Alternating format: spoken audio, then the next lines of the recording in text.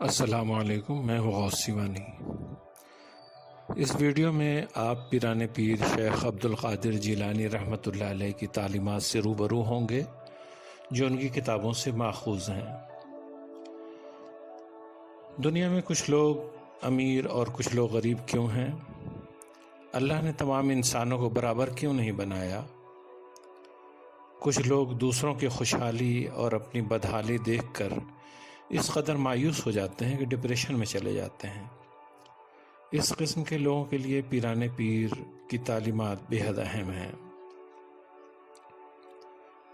حضرت غوث الاعظم شیخ عبدالقادر جیلانی رحمۃ اللہ علیہ نے فرمایا، اے محتاج، اگر دنیا اور اہل دنیا نے تجھ سے منہ موڑ لیا ہے، اگر تو گمنام اور بھوکا پیاسا ہے، اگر برہنہ جسم پیاسا جگر ہر گوشہ زمین مسجد اور ویرانے سے دھتکارا ہوا ہے، اگر تو اسی طرح ہر دروازے سے لوٹایا ہوا ہے، ہر مراد سے محروم ہے، اے شکستہ ارمانوں اور آرزوؤں سے بھرے دل والے، ہرگز تو یہ بات نہ کہہ کہ اللہ تعالیٰ نے تجھے تنگ دست اور محتاج بنایا ہے اور تجھ سے دنیا اٹھا لی ہے اور اکیلا چھوڑ دیا ہے۔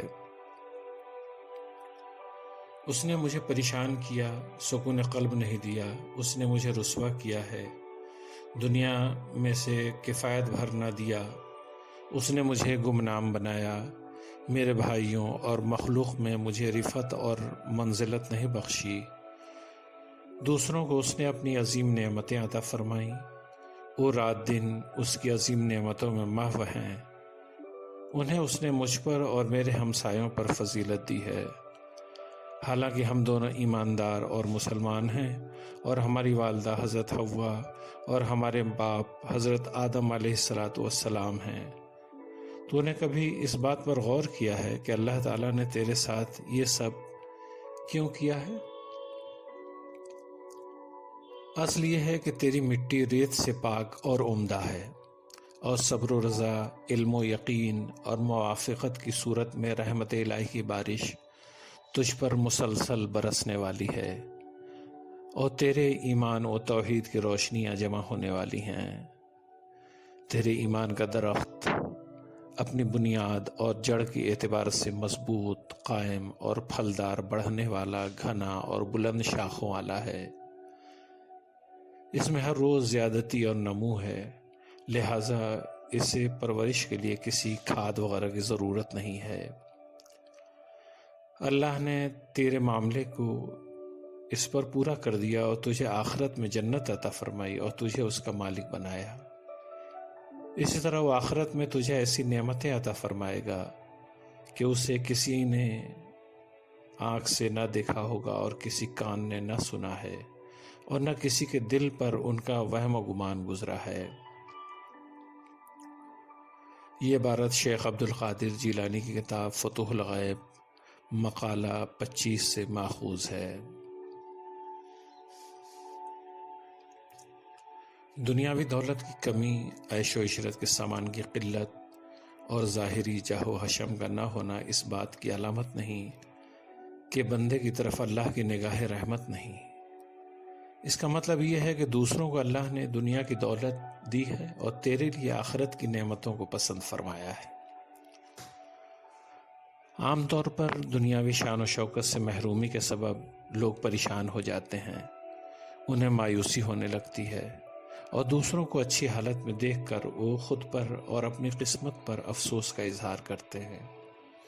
مگر یہ کوئی مایوسی کی بات نہیں، بلکہ ایسے حالات میں انسان کو صبر کرنا چاہیے اور اسے یہ سوچنا چاہیے کہ کسی کو اگر اللہ نے دنیا میں جاہ و حشمت عطا فرمائی ہے، دولت عطا فرمائی ہے، تو مجھے آخرت میں عطا فرمائے گا۔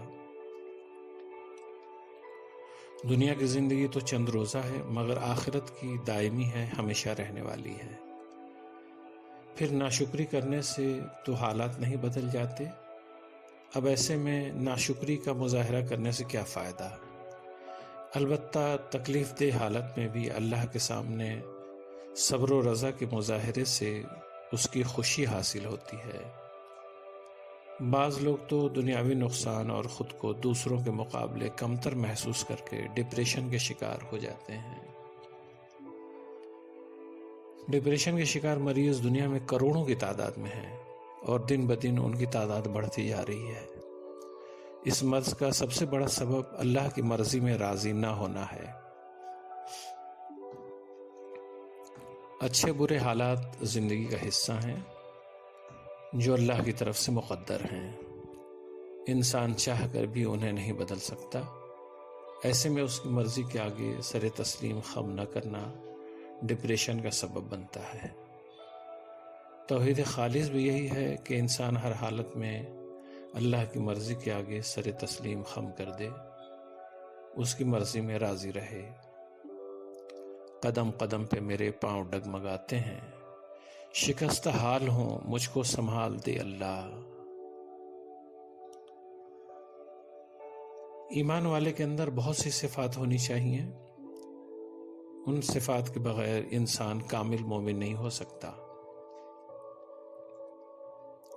حضرت شیخ عبد القادر جیلانی رحمۃ اللہ علیہ نے ان صفات کو 3 سطروں میں بیان کر دیا ہے۔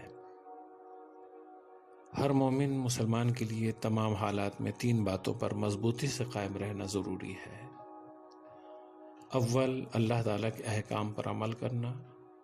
دوم، ناپسندیدہ کاموں سے پرہیز کرنا۔ اور سوم، جو کچھ اللہ رب العزت سے مقدر ہے اس پر راضی رہنا۔ یہ عبارت فتوح الغیب مقالہ 1 سے ماخوذ ہے۔ اصل میں ان 3 سطور میں بہت بڑی بڑی شرطیں بیان کر دی گئی ہیں۔ ایمان کی ابتدا ہی یہاں سے ہوتی ہے کہ آدمی اللہ کی ذات و صفات کا اقرار کرتے ہوئے اس کے تمام احکام پر عمل کا پختہ ارادہ کر لے۔ یہ نہیں ہو سکتا کہ آپ مومن بھی رہیں اور غیر اللہ کے احکام کی پابندی بھی کریں۔ قانون بنانے کا حق اللہ کا ہے، بندوں کا نہیں، اور اللہ نے اپنے قوانین کا مجموعہ ہمیں قرآن کی شکل میں دے دیا ہے۔ اب ان احکام و قوانین کے مقابلے کسی دوسرے قانون کی گنجائش نہیں بچی۔ ہر مومن کے لیے ضروری ہے کہ اسی پر عمل کرے، بغیر اس کے وہ مکمل مومن نہیں ہو سکتا۔ مومن کے لیے دوسرا حکم یہ ہے کہ وہ تمام ناپسندیدہ باتوں کو چھوڑ دے۔ جو ناپسندیدہ یا دوسرے لفظوں میں ناجائز و حرام افعال ہیں، ان کی نشاندہی بھی قرآن کریم میں کر دی گئی ہے۔ ان کاموں سے اجتناب کرنا ہر مومن کے لیے ضروری ہے۔ مومن کے لیے تیسرا حکم یہ ہے کہ وہ اللہ کی مرضی میں راضی رہے۔ اصل میں اس دنیا میں بہت سے مسائل صرف اس لیے جنم لیتے ہیں کہ انسان اللہ کی مرضی میں راضی نہیں رہتا۔ اس کے اثرات اس کی ذہنی حالت پر بھی پڑتے ہیں، لہذا ضروری ہے کہ مومن اللہ کی رضا کے سامنے سر تسلیم خم کر دے۔ توحید کی تکمیل بھی تبھی ہوتی ہے جب بندہ مکمل طور پر اللہ کی مرضی کے تابع ہو جائے۔ حضرت شیخ عبد القادر جیلانی رحمۃ اللہ علیہ فرماتے ہیں، اللہ تعالی ہمیشہ اپنے مومن بندہ کو اس کی قوت ایمان کے مطابق آزمائش میں ڈالتا رہتا ہے، تو جس کا ایمان زیادہ قوی ہوتا ہے اس کی آزمائش بھی اتنی ہی بڑی ہوتی ہے۔ رسول کی آزمائش نبی کی آزمائش سے بڑھ کر ہوتی ہے، کیونکہ رسول کا ایمان نبی کے ایمان سے زیادہ قوی ہوتا ہے۔ پھر نبی کی آزمائش ابدال سے زیادہ ہوتی ہے، اس طرح ابدال کی آزمائش ولی کی آزمائش سے زیادہ ہوتی ہے، کیونکہ ہر ایک کی آزمائش اس کے ایمان و یقین کی پختگی کے مطابق ہے۔ اس کی بنیاد رسول کریم صلی اللہ علیہ وسلم کا یہ فرمان ہے، بے شک ہم گروہ انبیاء کی مصیبت و آزمائش عام لوگوں سے سخت تر ہوتی ہے۔ یہ عبارت فتوح الغیب مقالہ 22 سے ماخوذ ہے۔ ہر آدمی کی زندگی میں کچھ اونچ نیچ آتا رہتا ہے، مگر جو لوگ ایمان و یقین کی دولت سے مالا مال ہوتے ہیں ان پر آزمائشوں کے دور بھی زیادہ آتے ہیں۔ سب سے پختہ ایمان رسولوں کا ہوتا ہے، پھر انبیاء کا گروہ ہے، لہٰذا اس جماعت کی آزمائش بھی اسی کے مطابق ہوتی ہے، سب سے سخت تر آزمائش۔ تاریخ گواہ ہے انبیاء اور رسول کو ان کی قوموں نے کس کس طرح سے ستایا۔ کسی کو آرے سے چیرا گیا تو کسی کو پانی میں ڈبویا گیا، کسی کو اپنا گھر بار چھوڑنا پڑا تو کسی کو سولی پر چڑھانے کی کوشش ہوئی۔ نبی آخر الزماں صلی اللہ علیہ وسلم کو طائف کی گلیوں میں اس قدر پتھر مارے گئے کہ آپ کا پورا جسم لہو لہان ہو گیا۔